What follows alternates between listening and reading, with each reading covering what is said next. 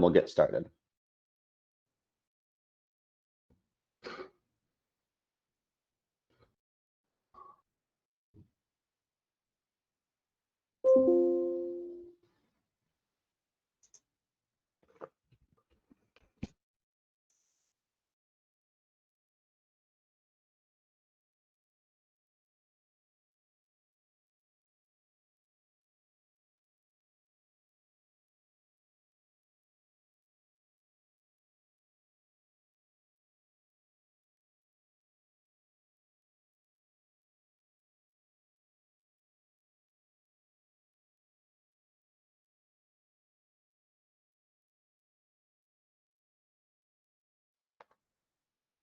All right, everyone. Thanks for joining us this morning or this afternoon, depending on where you're located. My name is James Henderson, and welcome to our latest webinar on unleashing the power of process mining, a game changer for consultants.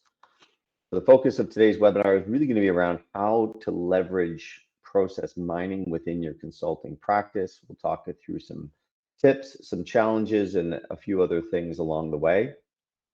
The focus here is to try and get through this probably in the next 25 to 30 minutes, and then leave some time at the end for any Q&A. I'm joined today by my colleague, Mr. Daniel Hughes. He'll be managing the chat for us during the webinar. If you do have any questions along the way, please don't hesitate to post them in the chat. You should see a little chat window on your screen. And Daniel will collect them. We'll try and get them answered at the back half of the webinar, just so we can get through all the content that we have for you, ladies and gentlemen, today. So without further ado, let's get started here. Once again, my name is James Henderson, and for those last few that joined, if you have any questions along the way, please post them in the chat. So process mining for consultants. So before we dive into the specifics on it, it's always interesting to answer the why. And the reality is quite staggering when it comes to most organizations, that they lose up to 30% of their profit each year due to inefficiency.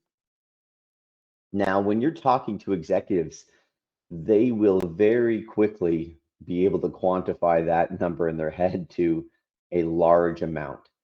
The other interesting stat is that they lose more than 20% of their productivity power due to what's known as organizational drag. And your question is going to be, what is organizational drag? Well, the reality is organizational drag is inefficient processes. It's things taking too long, too many steps, not being done efficiently. It's all those things that slow down a business's ability to get done. And when you combine those two things, what are you talking about? Massive losses, and more importantly, massive potential in terms of working capital and cash flow, and massive potential in terms of improving productivity, allowing businesses to scale with the resources they have, repurpose resources into more value-add tasks, everything that process mining and process intelligence is meant to help uncover.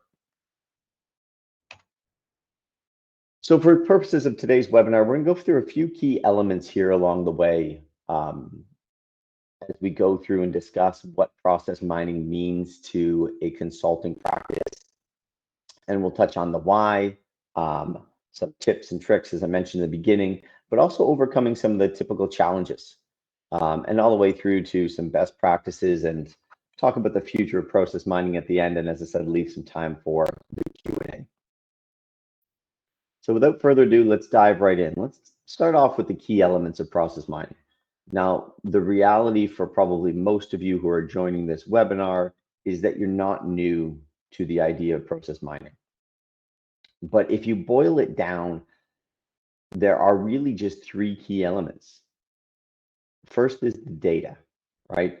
As we know, process mining is based on unlocking the power of these digital traces that are within large-scale structured systems, and transforming them in a way that allows companies to understand how they truly operate.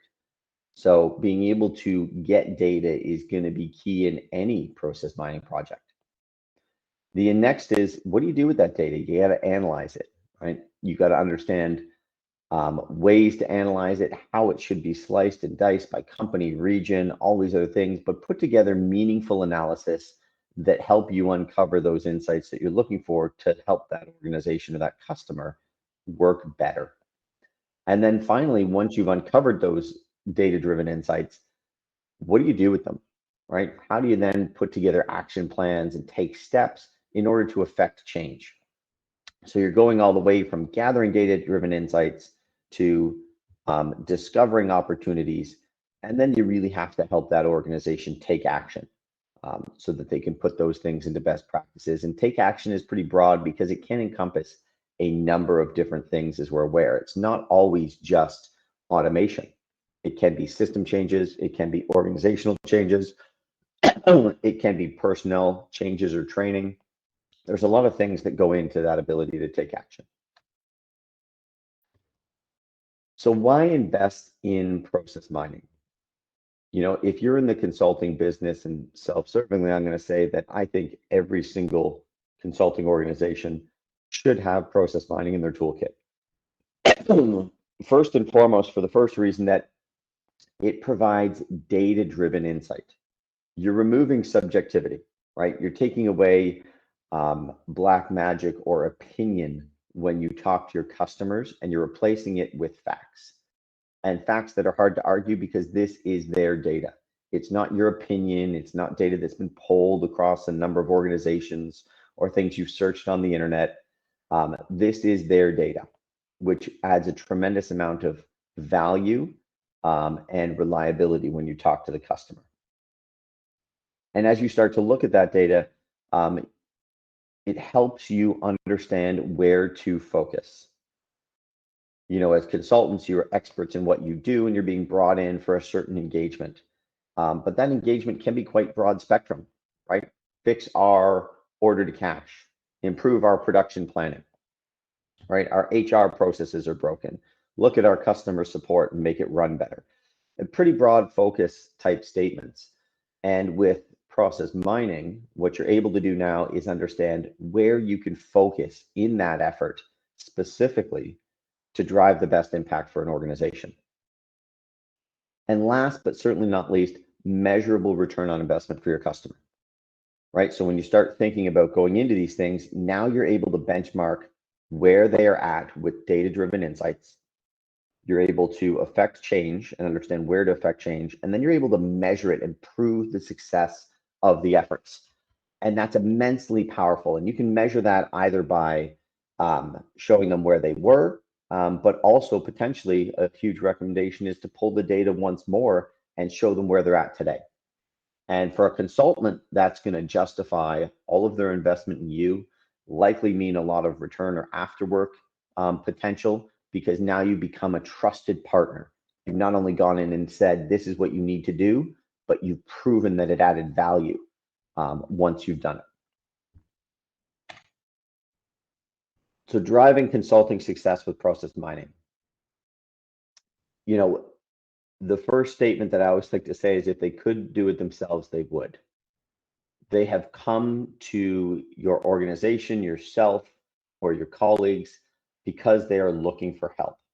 They're looking for your expertise. And that's really with any project, and process mining and process improvement projects are included in that statement. They're looking for your expertise. So as you step into these projects, you really need to understand how to best approach them. So the first one that I always talk to consultants about is once you've done the initial process mining and you've made a bunch of initial discoveries, you really need to review and analyze them and order them in terms of both impact and effort. We'll talk about this a little bit later in the presentation, but you'll probably hear from a lot of organizations that they just don't have the time or the resources to do projects. So as you think about recommendations and where they should start and focus and where you're going to start working for them, think about the level of effort that's going to go into that. If it's a huge scoped project, even though it may have significant impact on the organization, maybe you want to start off with something that's a little bit easier for them to bite off, that can have some quick wins, as I like to call them. And don't start off with something that is of a large scope. Get them to buy in first. Remember that process mining is a relatively new technology, and process improvement in and of itself really can be new to a lot of organizations outside of their manufacturing or shop floor. So start off with something that can be both impactful, but not necessarily scare them in terms of level of effort so that they buy in right away. The other common thing that I've seen throughout the years is try to avoid introducing more problems, which is a strange statement because as a consultant, you're saying, I'm coming in to fix problems. When you do your process mining and process discovery project, you're going to gain all kinds of insight that this business has never seen before. And in gaining that insight, there are things that you'll probably expect, right? Some challenges or opportunities that they brought you in for. But there are also going to be a whole plethora of other things that you will discover. Careful what you take to the executives. Save some of those things for maybe down the road. And that's not to obfuscate them or hide them. It's really to think about it from the executive's perspective, right? They have a list of problems that they want to solve. They are probably strapped for time and resources to solve the problems they already have. What they're not really looking for is new problems. So be careful when you find new discoveries, not to just say, hey, look, I found 100 different problems in your process. Focus them on why you're there, the most impactful problems and opportunities, and save some of the other things for a later time or maybe a follow-up engagement. But don't overwhelm them with new problems. It doesn't sit well typically when you talk to executives. And of course, the obvious, provide guidance on possible ways to affect change. Don't just bring the problems, bring the solutions, right?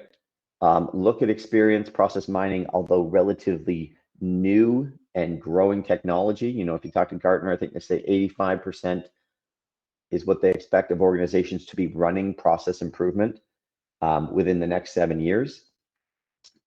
But it's new to most organizations. So guide them on how to affect change.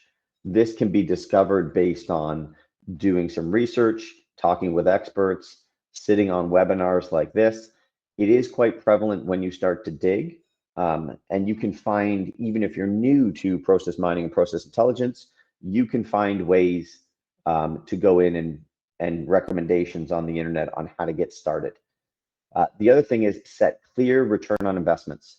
Do an ROI calculator. Help them understand the opportunities, right? Lump them into efficiency gains and direct capital gains. That's how you're going to get buy-in all the way up the food chain. Help them understand what the impact is if they decide to take on these projects with you.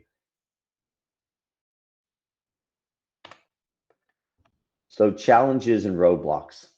Like any project, and I'm sure many of you have experienced this along and throughout your careers, you're gonna have challenges and roadblocks. It is inevitable. Process mining, process intelligence, implementing these process improvement projects, they're gonna be no different. You're gonna experience challenges along the way. Even though the benefits are tremendous, you're gonna find these challenges. So let's walk through how we start dealing with them. And the first is going to be around data quality and availability. So start with the backbone system. Organizational processes typically stem across multiple systems. When you're doing an initial discovery project, I usually recommend to most to avoid starting with 5, 6, 7, 8 systems. Start with the backbone system. Where is their ERP? Where is the most important system that has the bulk of the data that you're looking for so that you can get started quickly? And typically that will help you understand what that process flow looks like and maybe what other systems you need to add to fill in the gap. But try and keep it as contained as possible, because if you bloat it too large, you're increasing the scope, you're increasing the barrier to entry. And you're going to hear me say that throughout this presentation. We really want to reduce barriers to entry. So the easier it is for a customer to work with you and get this started, the better. Start with the backbone system. Also, a lot of process mining tools will have connectors, right? They'll be able to connect directly into these systems. Listen, in our experience, that pendulum swings both ways. For the initial projects, initial discovery, or if it's a one-time project, try and avoid direct connections. Although in theory it's easier, the reality is IT security, IT in general, legal, all of these hurdles will be put in front of you to try and connect into a production system. So a better approach is to have the data you need exported. Here's the tables I want, get these, and then put them together and load them into your process mining tool. But avoiding that direct connection, again, removes one more potential barrier to entry for you. And also understand, are there key objectives or other business needs?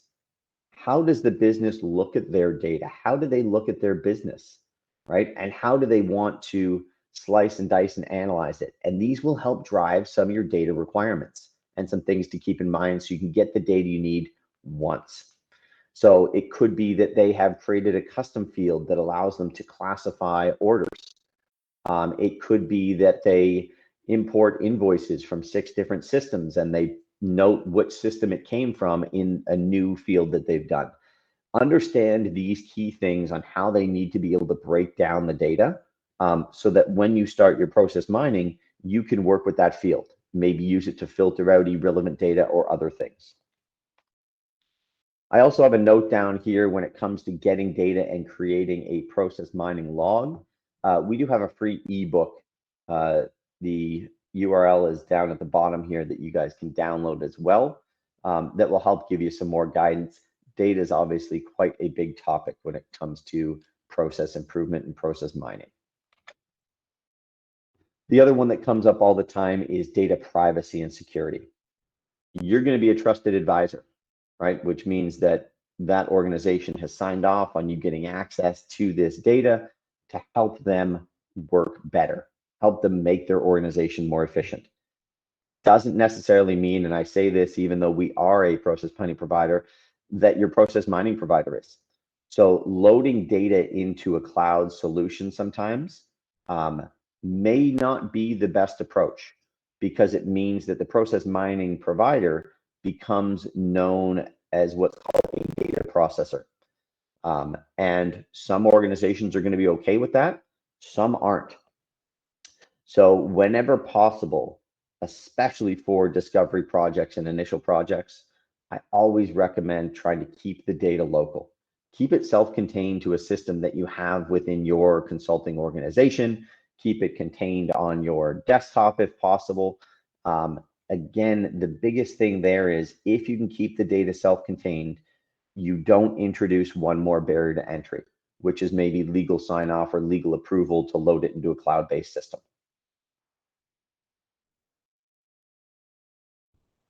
A few other data tips along the way, and then we'll move on to some other topics. But really, as you start to look at the data, so we've got it out of our backbone system, we're now ready to start working with the data. Focus on completed closed cases. If you're not sure what that is, we can talk about it afterward. Feel free to reach out to me. I'll share my contact information. But don't focus on open-ended cases. They tend to skew a lot of your metrics. And even though you may have some long-running cases along the way, they're usually not the biggest weighted factor when it comes to the initial discovery project. Think of the 80-20 rule. The other thing is set the activity order for steps that don't have time. This is really important. The reason why it's really important, because it builds credibility. If you take a process map that shows that I canceled a invoice before it even got entered into my system, the executive is going to look at that process map, and if they see that information and happen to clue in, they're instantly going to lose credibility with what you're doing. It's a silly little thing, but if you're going to show this data, make sure that it's accurate.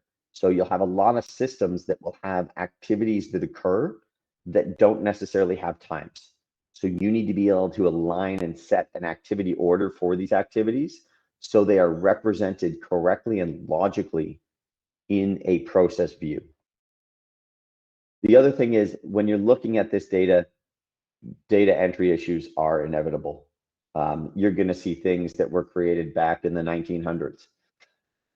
Note them, don't necessarily focus on them unless they are massively rampant and happening in 80% of the cases. Most organizations aren't going to care very much. It's a cleanup thing that maybe you want to look at down the road in a project, but not a key focus area. And last but certainly not least, don't forget to look at process compliance issues.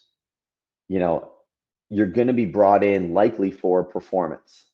How do we make this thing run better? And although that should be the focus, if you see massive compliance issues, maverick buying, other out of order activity steps, um, they're quite important. And it may also get you the opportunity to start expanding a little bit and talking with the audit group who may want to look at some things as well and bring in your expertise. But don't just focus on performance. Take that minute to look at any compliance issues and also understand the business's definition of compliance issues and conformance issues as well.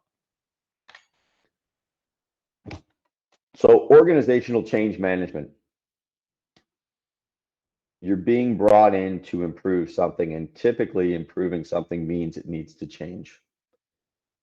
You can do a whole novel on change management, the psychology of change management. The reality is resistance to change is normal. You're going to find it in most organizations, whether you're coming in and saying, hey, your invoice processing isn't being done as well as it should be. You know, some people, and it really comes down to the people, are going to interpret that as you're telling me I'm not doing my job. So there is always going to be resistance. The most common ones that you're going to hear, especially at the top level, are things like cost. And when I say cost, I'm not talking about cost of your engagement or cost of tools that you're going to use as part of it. It's really cost about making the change. So as I said earlier, when you start to organize the different things that you discover and different opportunities, remember to think about the impact and effort, right? So that we can get some success. And it's going to tie into this last note here on this slide. They're also going to come back with resistance around timing. Now is not the right time for them. Listen, having run a public company, there is never good timing. You're never in the perfect time for change. You need to think about it as you're changing the wheels on a car while you're driving down the highway. But the reality is you have two choices. You either start investing in the improvement and success and efficiency of your business, or eventually the wheels fall off, right? It is a necessary thing. So we need to figure out how we weave it in. Lack of resources, also another very common one. Well, guess what? That's where you come in, right? You are taking on the brunt of load. You're going to be that project manager. You're going to support them and ensure that things happen without, or with, I should say, minimal taxing of their internal resources. But there is going to be resource use. And then the but. You can list a laundry list of them. But this, but that, but we can't do this, but we can't do that. The reality is the best run organizations in the world focus on efficiency, period. The ones that can scale and be more profitable, the ones that are driving the best customer engagements, they focus on efficiency. It is absolutely necessary, and the results will drive further buy-in. My best advice to you as consultants who get into this type of work is really to pick your battles. Choose projects as you do those discoveries, order effort, order them by effort and impact, and start with some quick wins. And as the quick wins build, you will not only find that you get more buy-in from the department, you'll get more buy-in from the executives, but you'll likely also get curiosity from other departments who now want to look at similar projects. Because frankly, operational efficiency, process improvement can and will go across almost every department in an organization.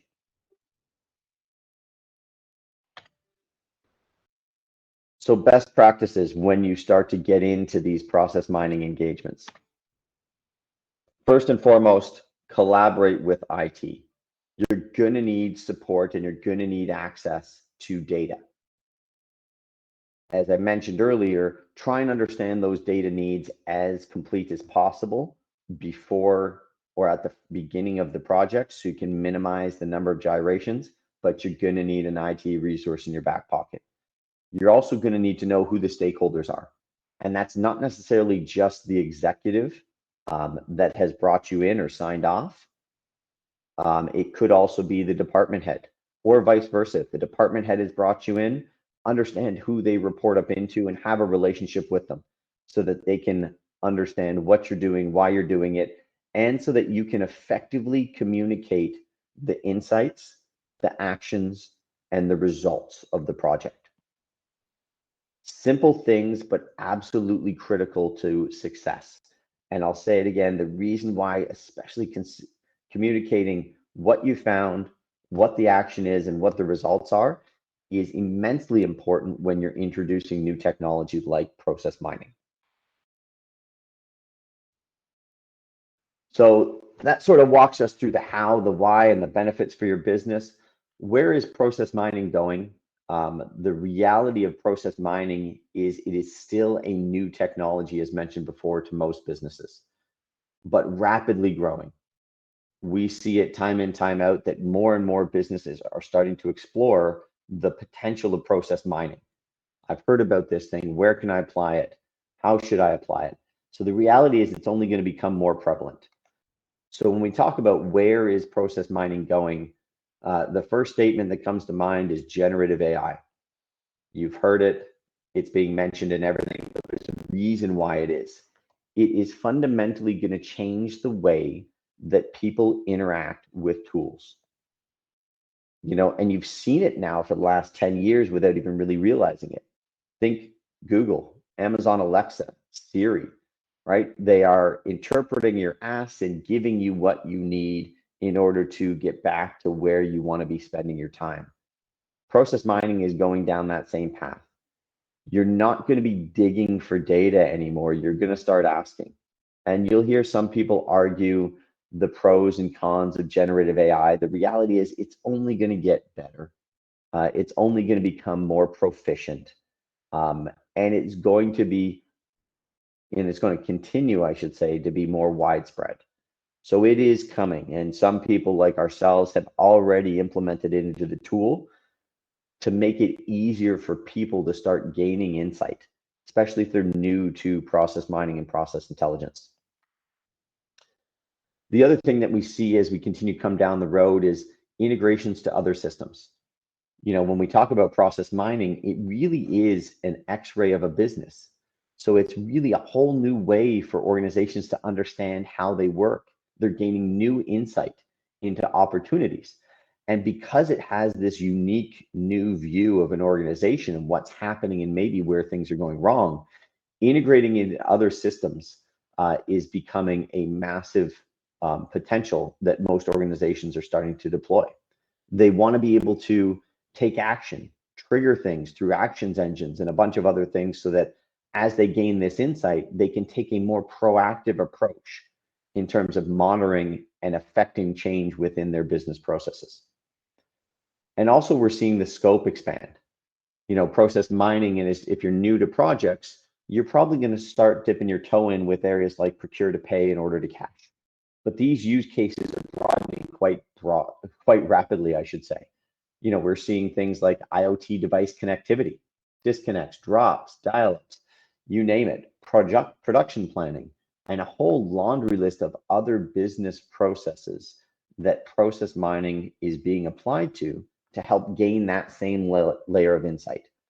And I think you're going to see that expansion continue to go, where you'll see eventually the best run organizations will actually apply process mining and process intelligence across every area of their business, not only to discover what's happening, but also to continue to monitor moving forward. So as we wrap up here and get ready for some Q&A, I wanted to post a few helpful links for everyone up on the board here. We do at Mindsy offer a free desktop process mining software.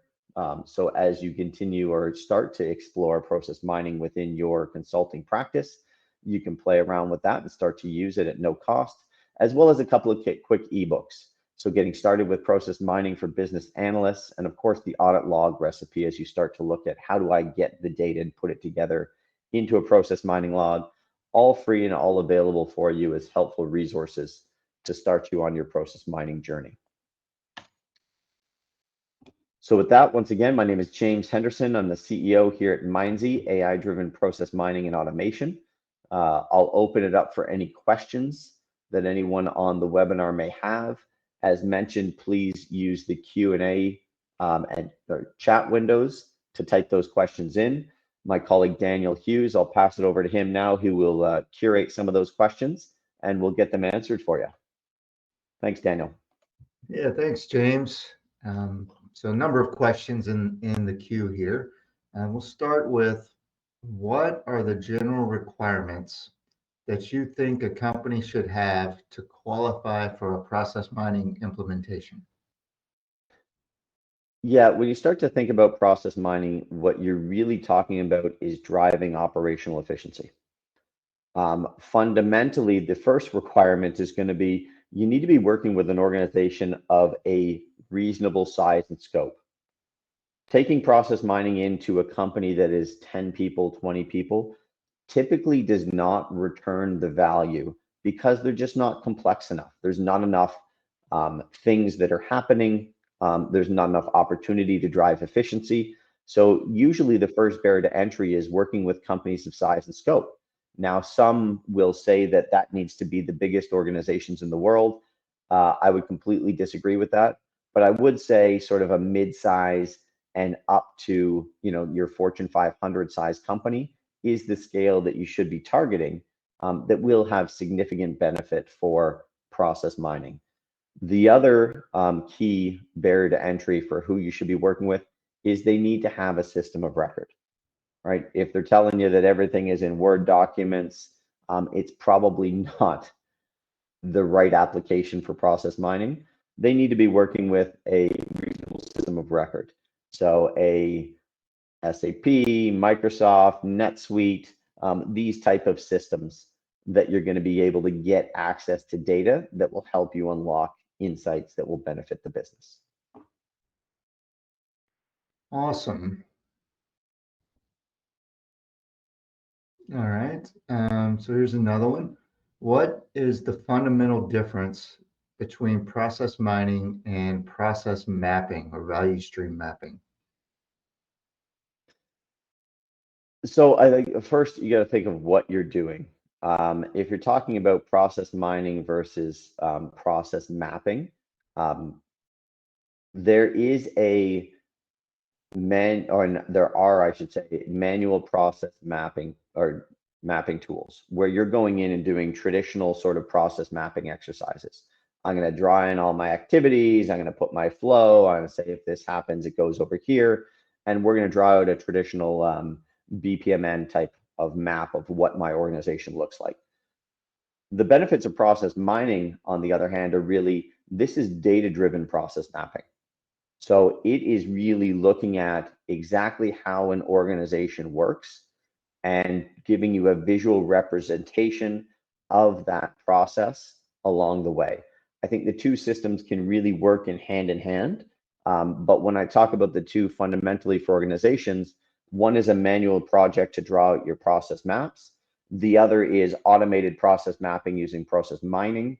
And then the also benefit of being able to analyze that data then and make use of it for intelligence and improvements. The last thing I'll leave you with on that question, though, is the two can, and in a lot of organizations, will interact. So we can take process mining and use it to create process maps that can be enhanced and added to for the business as well. Good. So here's an interesting one. How would you tackle the challenge of companies that don't want to change?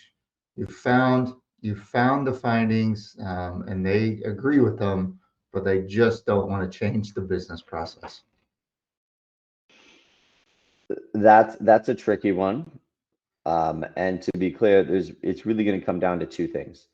Most organizations are going to be resistant to change um, because they don't want to put in the level of effort, as we talked about earlier in the presentation.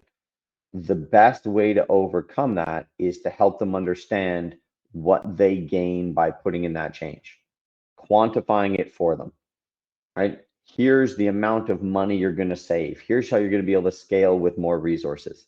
That is probably the most effective metric that you can put in front of them to say you're going to get this improvement in cash flow, this improvement in efficiency so you can scale with less resources.